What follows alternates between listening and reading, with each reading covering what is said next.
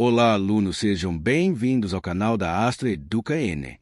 No conteúdo de hoje, vamos estudar um tema muito importante da geografia física, os movimentos internos da Terra. Esses movimentos estão relacionados à dinâmica da geosfera e explicam fenômenos como terremotos, formação de montanhas, vulcanismo e o deslocamento dos continentes ao longo de milhões de anos. Para compreender esse assunto, precisamos entender que a Terra não é um planeta completamente rígido e imóvel. O interior do planeta está em constante atividade, e essa atividade gera movimentos que modificam lentamente a superfície terrestre. Esses movimentos internos são estudados principalmente pela teoria da tectônica de placas, que explica como grandes blocos da crosta terrestre se movimentam sobre o manto do planeta. Antes de falarmos diretamente sobre as placas tectônicas, vamos começar com um conceito muito importante que ajudou a desenvolver essa teoria: a deriva continental. A teoria da deriva continental foi proposta no início do século XX pelo cientista alemão Alfred Wegener. Ele observou que os continentes pareciam se encaixar como peça de um grande quebra-cabeça. Um dos exemplos mais conhecidos é o encaixe entre a costa leste da América do Sul e a costa oeste da África. Quando observamos o mapamundi, percebemos que essas duas regiões apresentam formatos que parecem se complementar. A partir dessa observação, Wegener propôs que, há cerca de 250 milhões de anos, todos os continentes estavam unidos formando um único grande supercontinente chamado Pangeia. Esse supercontinente começou a se fragmentar ao longo do tempo, dando origem aos continentes que conhecemos atualmente. Segundo Wegener, esses continentes teriam se deslocado lentamente pela superfície da Terra até chegar às posições atuais. Na época em que apresentou essa teoria, Wegener enfrentou muitas críticas, principalmente porque ainda não existiam explicações claras sobre quais forças seriam responsáveis por movimentar os continentes. Com o avanço das pesquisas científicas ao longo do século XX, novas descobertas permitiram compreender melhor a estrutura interna do planeta e os mecanismos responsáveis por esses movimentos. Foi nesse contexto que surgiu a teoria das placas tectônicas, que hoje é amplamente aceita pela comunidade científica. De acordo com essa teoria, a parte mais externa da Terra, chamada de litosfera, não é formada por uma única camada contínua.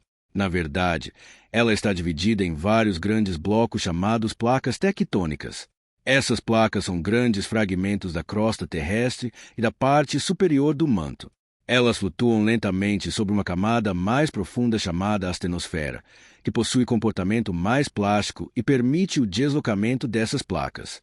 Existem diversas placas tectônicas espalhadas pela superfície do planeta, como a placa sul-americana, a placa africana, a placa norte-americana, a placa euroasiática, a placa indo-australiana e a placa do Pacífico, que é uma das maiores do planeta.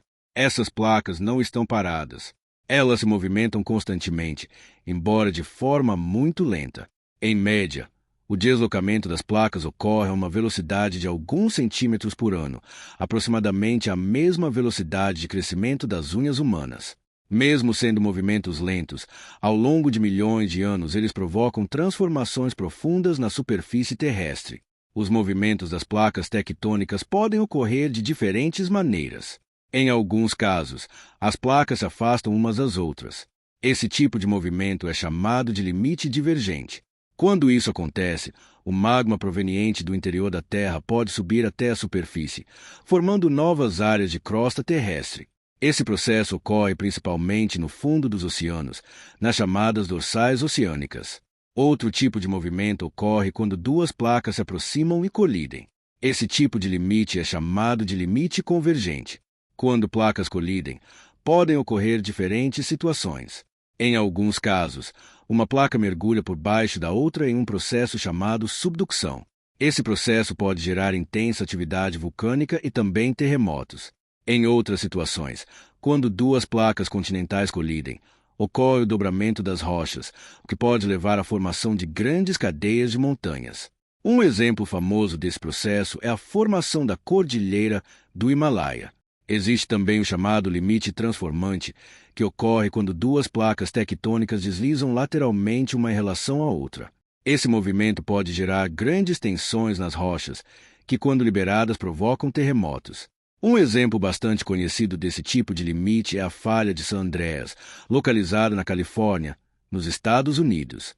Portanto, os movimentos internos da Terra são responsáveis por diversas transformações na superfície do planeta. Eles explicam a formação de montanhas, a ocorrência de terremotos, a atividade vulcânica e até mesmo o deslocamento dos continentes ao longo da história geológica da Terra. Compreender a deriva continental e a teoria das placas tectônicas é fundamental para entender como o planeta funciona e como a superfície terrestre continua sendo transformada ao longo do tempo. Para o Enem, esse é um tema muito importante, pois envolve a dinâmica da geosfera, os processos geológicos e a formação das estruturas do relevo terrestre.